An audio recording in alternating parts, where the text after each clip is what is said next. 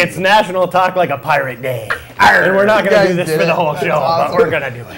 You're the big pirate guy. And you guys did it. It was a big, how you doing You like the Buccaneers? You like the Pirates? You've dressed up as a pirate for Halloween, and yet you couldn't get in on the R. I did, because I just didn't know you guys were going to do it. We joked about it, and then those are the things you learn by signing on to MySpace all the time. And the other thing that you learn from signing on there is to leave Brittany alone. And wait, what did you learn on MySpace? Because you didn't say that at all. That's where I learned the National Talk of Like a Pirate Day. National Talk Which I think they try to say is every other week. But we'll call it today. All right. We're going to go with because that's the way we like it. All right.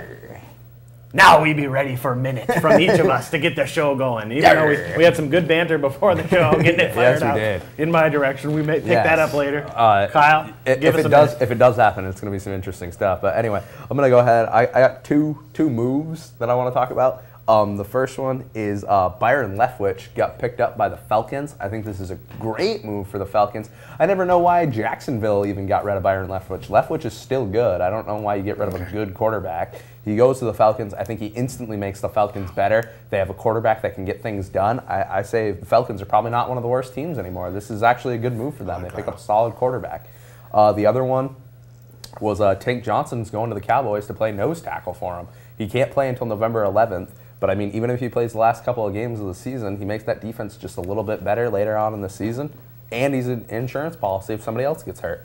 Good moves here by the Falcons and Cowboys with players that had been released by their original teams. You're done with your minute. Yeah, we'll get back to that because I can weigh in on that. All right, Josh, take it away. Here's my minute. My buddies, Ben and Thomas, went down for the Loudon race, and there's a little story that goes behind this. Thomas works at a shipping company in St. Albans. He ships a lot of packages, got some comp tickets from the FedEx rep. And not only were they just comp tickets, they were main suite comp tickets where you get to meet the driver before the race. In fact, he was the VIP of the day with his ticket. Got to go down and stand on pit road and sing the national anthem with Denny Hamlin's crew and have his picture taken before the race. Now, with all that said, this goes into something here. Halfway through the race, 150 laps are complete. The race is halfway done, like halftime at any other game, seventh inning stretch, whatever you want to call it. They leave the race.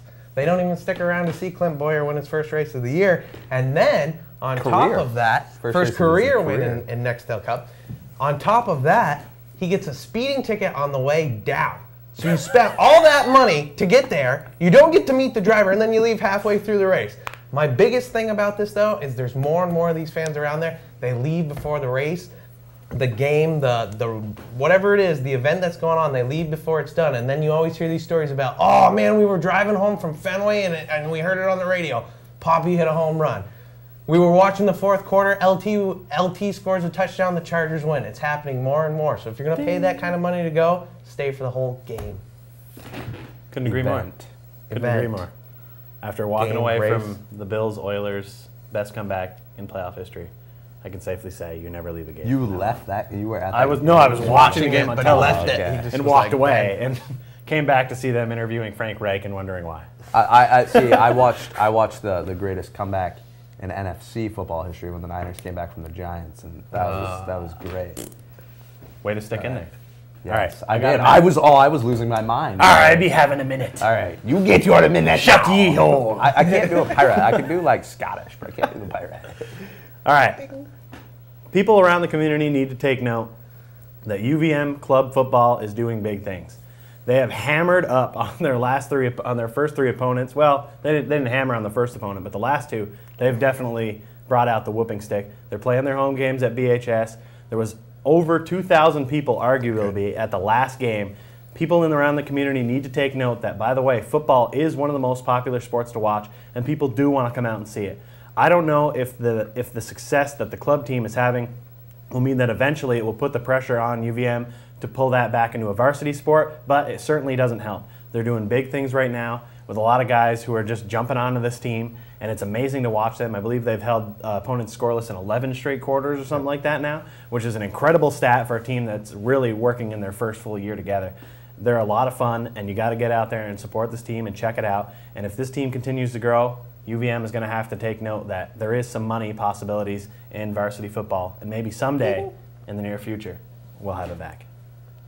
Hey, I know you boys like that one. I am with you, yeah. Obviously. I mean, that's where it's at right now. The last game it was 56-0, and like you said, 11 straight shutouts by that defense. 11 straight quarters. Cats who? Yeah. 11 straight quarters. 11 straight quarters. That's right. That's good for Still. a brand new team. Huh? Yeah, that's pretty awesome. I mean, that's obviously the dream, to get football back at the University of Vermont. I don't care if it takes 10, 20 years. Hope to still be around at that time, you know, and I'd love to see it. Not the way you're going. No. All right. What do we got today? Other note, I just want to mention up front, Torrey Mitchell scored twice in the preseason for the Sharks. Nice. NHL preseason's kicking off. We're going to have an NHL preseason show. Not as epic as the football one No, we just probably had, not. but we will get into our preseason. Last year, I remember we predicted the Ducks, and I think we got the finals right. Pops and I were on the show. And, Well, that explains and we a did lot pretty well. then, why we haven't seen him around. He's scoring goals in San Jose. But yes, All yeah, right. Torrey Mitchell's out there, and actually ex-UVM star Graham Mink also on the team, and Nice. Eric Perrin getting a lot of love. I just want to with say that Thrashers. the the Red Thrashers. Wings UVM are players 1-0. They beat the Wild 6-1. Right, preseason? Yeah, that's Please don't give exciting. us stats on your favorite team in the preseason. Sorry. I mean, we're mentioning these guys because they used to play around here and people know who they are. But Yeah. Well, I don't know what Tampa Bay is up to. if anyone cares that the Red Wings are 1-0 in preseason, by all means, please call. Yeah. I'll chat Oh, up- wait, the phones aren't ringing. I'll chat up some Red Wing. Anyway, I don't think preseason hockey was what we were. No, we're not aiming What for was on preseason tap? hockey today. We're gonna get. I've got more football than you could ever know. I know. I Yeah, think we I've- should save that to really like. I think that's gonna indulge most That's of the the meat show. and potatoes. But- Anybody else got anything tiny you want to get out of the way that you really feel like you got to say? I have a lot on every subject. Because I got a fun game for us to play. You guys are All right. excited Well, to hear before we about go it. too far, while we were talking about that NASCAR race back in Loudon or whatever, right? Yep. Also this week, it was announced today, made it official. Number 88 was purchased from Yates Racing. Yep. Junior owns the number. Junior himself owns it. It's 88. He's going to drive for the Mountain Dew Amp car The AMP car, yes. and the National Guard. National Guard AMP car.